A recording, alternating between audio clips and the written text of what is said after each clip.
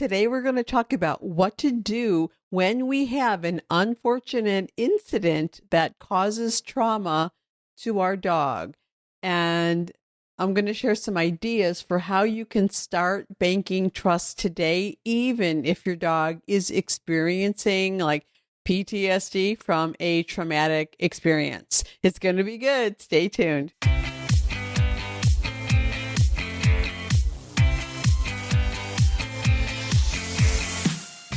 Hi, I'm Kathy Kowalik, and I believe that our dogs connect us to the heart and soul of what really matters in life. So hang out, and we'll take a deep dive into the human-dog connection and explore strategies that will inspire you to create legendary, enlightened partnership with your dog.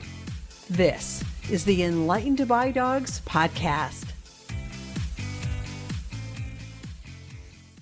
Well, hello, Kathy Kowalik here, and welcome back to another episode of Enlightened by Dogs.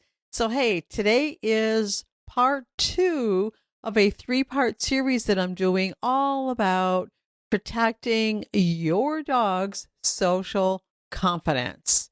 In part 1, I talked about how to be an advocate for your dog, your young dog, or your puppy, and how to carefully and intentionally create only experiences that are affirming, confidence building, trust enhancing, and like safe, calm, and happy producing from the time our puppy or dog comes home until, well, I guess forever, but at least until they are solid and confident adults somewhere around 3 years old. Once they get to that age, when we're able to provide, that type of life experience, our dog will be resilient and can more easily bounce back from unexpected and unpleasant, like one-off experiences. Life happens, right? And I shared some tips for what to do or say in specific circumstances where you need to be the voice of reason for your dog. And today I'm going to sort of bring that forward and talk about what to do when we actually do have an unfortunate incident that causes trauma to our dog, and ideas for how you can start banking trust and confidence, more confidence, even if your dog has had a past traumatic experience, that's resulting in some worried or reactive or anxious type of behavior. So first, I'm going to share some background on natural communication and connection so that you can better understand how to be the person that your dog finds trustworthy and bank some trust hearts so that you can use them when, quote unquote, bad experiences happen in spite of our best efforts. And then next, I'll share some tips for what to do in the moment when a traumatic event unexpectedly begins to unfold. And lastly, I'll give you my strategy for recovering from a traumatic event in a way that ensures trust between you and your dog and your dog's confidence is not lost, and that there is little residual emotional damage to you or your dog. Okay? All right, let's do this. All right, so let's talk a bit about natural communication and connection so that you can better understand how to be that person that your dog finds trustworthy. And so that when life happens and, something traumatic or potentially traumatic, starts to happen, you know what to do, and you can easily or more easily recover from that. So the idea is that we want to demonstrate to our dogs that they can trust us by simply tapping into what's already natural to us and to our dogs.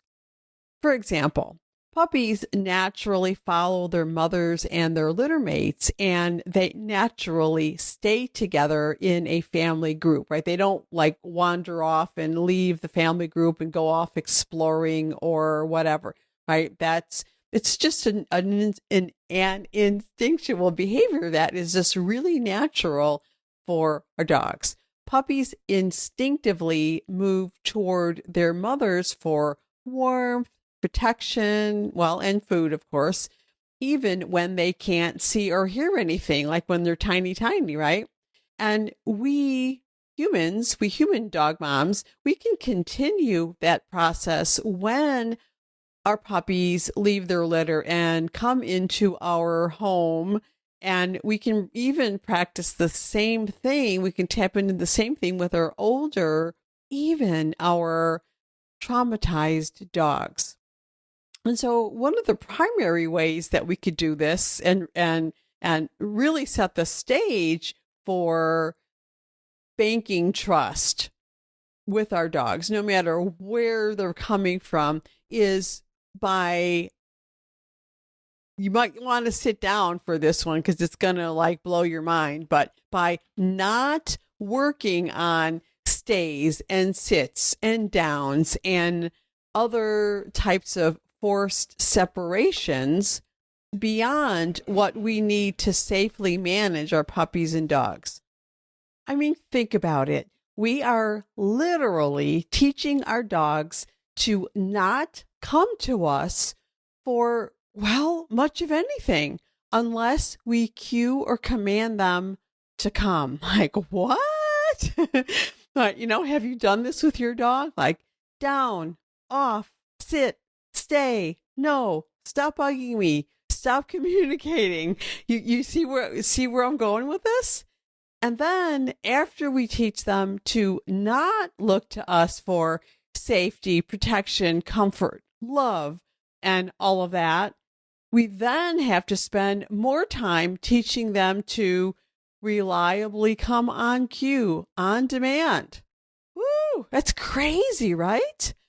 Okay, so this does not mean that our dogs don't need to learn how to self-regulate, how to co-regulate with us, how to be attentive to our requests to wait at doorways, to be patient while we put their leash on, to be happy and content in a crate or kennel. Of course they need all those things. And of course they'll need to be in a safe play area or resting area when we can't directly supervise them when they're young and they need that sort of help. Same that we would do with our babies, our 1, 2-year-old, 3-year-old human children, right? So we do need to keep them safe in some ways. Okay. So think about this. Like wolf pups learn to follow their mothers and they learn how to operate as a family group. And of course, they learn all sorts of life skills along the way. Wolf pups, whale and elephant babies, for example, all learn how to go to their mothers for, safety and love and security and affection and play and, all those sorts of things. They learn how to stay together as they walk about. They learn how to be quiet when necessary for safety. They learn to trust their mothers to keep them safe. And they don't need to run around sounding alarms for no reason, right? And they learn to go to their mothers or their aunties whenever they feel unsafe or uncertain. And our dogs can learn the same things in the same way because we're all social animals and we all these different species learn best and most easily through social learning. So we can teach our puppies to move toward us for comfort and love and protection and all the things that meet their needs for thriving, including unconditional love, having that strong feeling of belonging and being heard and feeling safe. Right? Those are some of our basic needs as social animals. And we can provide that for our puppies and our adult dogs by stopping that training that teaches them to not look for that stuff. I mean, it's inadvertent. Like, we don't intend to do that, but that's literally what we do, what we start doing with our dogs and our puppies, like right away. And instead of that, we can focus on communicating clearly with our dogs, just like with our young children. And we could teach them how to be patient, for example, by taking turns for things. I mean, dogs learn that concept very, very quickly. We could teach our dogs how to not jump up for greetings by simply getting down on their level, nose to nose, right? We can invite our dogs to come into our arms the same way we do with toddlers learning how to walk. I mean, picture it. We squat or we kneel down, we smile encouragingly, we open our heart and our arms, and that baby eagerly and squealingly toddles right over to us, trusting us explicitly. And we can spend real quality time with our dogs, not just entertaining them or exercising them, but real connected, fully present time being with them in all sorts of context, including play, snuggling, and learning together. Okay, you get the idea? So all those things are banking trust hearts. Now, we can take those trust hearts that we have banked into our trust account and we can tap into them when we need.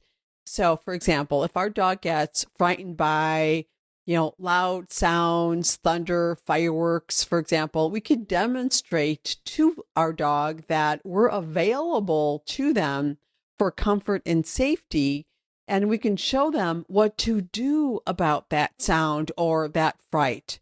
We can show them that we are all safe and it's really not a concern. We're okay, right? We can demonstrate to them that it's not going to harm us, whatever the scary thing is. We can show our dogs that that scary thing is not going to harm us through our own behavior. And that way we're letting our dog know that we are keeping them safe. It's an intentional expression of what's in our mind and in our heart. We affirm for our dogs through our own responses and behavior and thinking that we are responsible for keeping us all safe so that our dogs can be calm and trusting. For example, if we're out on a walk or, it's some type of an event where another dog runs up to our dog and inappropriately behaves and our dog gets frightened or worried, we get to decide how to respond to that right now in that moment. So first, we could teach our dogs that if they run to us, that we will put ourselves in between them and whatever it is that is frightening them. Not from the sense of oh my gosh, this is awful, let me keep you from getting injured. Rather, from the sense of, hey, no worries, I've got this. Just come on over here and I'll take care of this. And that was the process that I used with my border collie Dallas so many years ago when she was extremely panicked about any type of loud sound like thunder, guns, fireworks. I mean, she was extremely sound sensitive. And at first she panicked and kind of ran around looking for a way to escape. I mean, it was frightening. And so what I started to do was just to calmly go to her, calmly and confidently. And then I would take her to a place where she felt safe. And that'll be different for, all dogs. And it sort of depends on where you are. But you want to you may have to experiment, where does your dog feel safe, right? And so I would take her to where she felt safe. And pretty soon, she would just come to me on her own when there was a loud sound event, right? She looked to me for protection and she trusted me to bring her to her safe place or to keep her safe. And that behavior on her part to come look for me became very quickly well established. And so those traumatic events resulted in more trust because she knew that I would provide safety and comfort. And that meant that she no longer panicked about the sounds. We just went off to her safe place and stayed calm until the scary event was over, like no biggie. And ultimately that whole scenario, that scene of being repeated over and over for like weeks, months, and years led her to become less and less worried about those loud, scary sounds over the years. Okay, that makes sense? And kind of a similar sort of, but like a related story to illustrate, how our dogs can look to us. It was with my dog, Luke. So when he was born, like the coolest thing, like the most heartwarming thing, he like wiggled away from his littermates and his mom and, kind of wiggled his way over to my hand. I was just sitting there near the whelping box, and my hand was just inside the box. I was just sitting on the floor, just relaxing, watching the puppies, you know what I mean? And he started wiggling his way over to me. He was like less than a day old, right? Like, so he found me, he found comfort there, and he certainly found love for sure. And then a gentle movement on my part guiding him back to his mom, right? And so that was like a first experience of me providing love and comfort and safety for him, right? And I have to say that there was like a sort of an attraction, a resonance between us, like right from the moment he was born. And like, so when he was a puppy, for example, he would like leave his playpen that he was in with his littermates. I mean, we had this beautiful play yard set up out in the back with all kinds of fun things where the puppies would spend some time every day, playing, exploring, napping, doing little puppy things. And he would figure out how to wiggle out underneath the pen when he was really little, and up and over when he was bigger and he wanted to find me. And he would just come to find me. Like, I would be somewhere because they were supervised, even though they were in a playpen. I was around, maybe doing, some work in the yard, in the garden or whatever. And so he wanted to be with me, right? And he wasn't in a panic. It wasn't like, oh, I'm afraid to be away from you, like, any type of anxiety. But it was more of a, I love being with you and spending time with you sort of way, right? I mean, he wasn't panicked or frantic. It was a very calm and very deliberate move on his part. I mean, he's really, really smart. Yeah, you know what I mean? And he never had any separation issues ever. I mean, not then and not ever. Okay, sidebar, which is another topic that we can talk more about someday, because I found that like in my years of working as a holistic behavior consultant, what I found is that separation anxiety is a codependent situation that we don't even realize that we are leading the development of that in so many ways, right? Or the acceleration of it. So anyway, okay, back to our main topic. So here's what I want you to take away from this part of the discussion is that how we behave during and after a traumatic event is more important than what actually happened during the traumatic event. And this is possible because of the very nature, the natural way that humans and dogs and social animals stay connected, seek connection, and how they look to those that they feel safe with for all the things, right? That makes sense? And so when an event begins to unfold in your life with your dog, you can follow these 4 steps that will help to make this a non-event. Let's say that your dog is getting worried or anxious or triggered by something, right? And so this is what you can do in the moment. Number 1 is to move yourself into a position that is right next to your dog, with your dog. You just go to your dog. If it's a thing like another dog or car or something, a thing that is scaring your dog, move yourself into a position that puts you in between your dog and the scary thing. Number 3 is to breathe, stay calm, and be confident. You're a role model, right?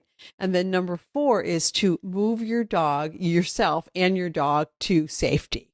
Okay. All right. So what should we do after something traumatic happens, like an unfortunate dog incident, or, when something happened that frightened our dog? Here's some steps that you can follow to help you and your dog in those times when something does happen. Even if you've tried to, be proactively preventative, it happens anyway, so that you and your dog can get back to grazing. Now, I speak of this as back to grazing because I think of like a herd of antelope or a herd of horses where the sentinel in that family group has sounded an alarm of potential danger, alerting the matriarch. And she then has a look and decides that it's not a concern of ours right now. And she role models calmly, let's all just get back to grazing. And she puts her head down and just starts eating again. Okay. And so that's what I mean by get back to grazing. All right. So you can follow these 4 steps to restore safe, calm, and happy after an unexpected or unwanted or frightening incident. All right. Number 1, take a nice breath. The power of breath is astounding. Number 2, guide your dog away, continue to guide your dog away as needed. And the movement itself will help release endorphins that will help mitigate any cortisol that was dumped during that event.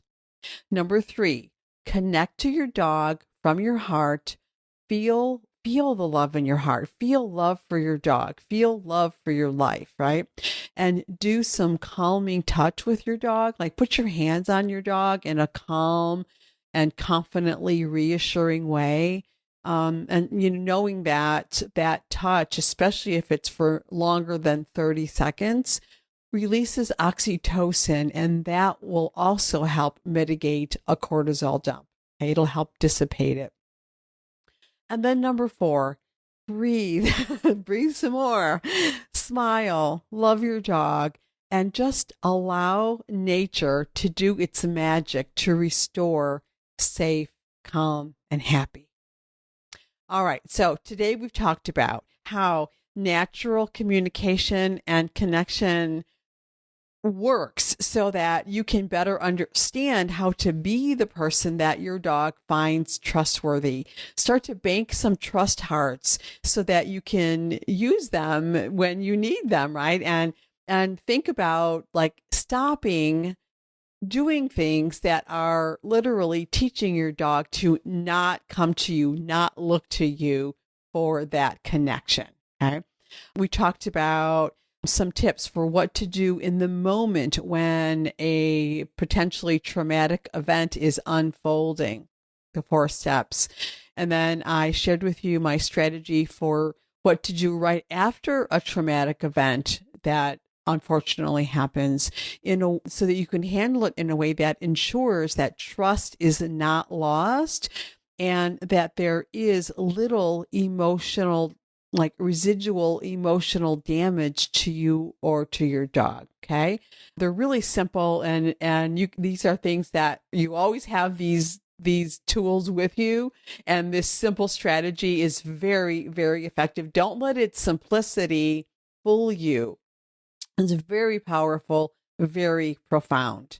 So that's it for today. I look forward to seeing you again next week. And in the meantime, Just imagine what life will be like when you and your dog can finally, truly understand one another.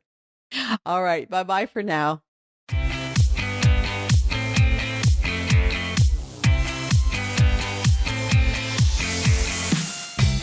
Thanks so much for listening. And hey, if you would like to work with me so that I can help you discover the missing pieces you need so that you and your dog can finally be happy and enjoy life together, then head on over to dancingheartsdogacademy.com and request your invitation to join us in the Brilliant Partners Academy when the doors open for the next enrollment. See you next time, and remember, a brilliant partnership with your dog makes your whole life brilliant.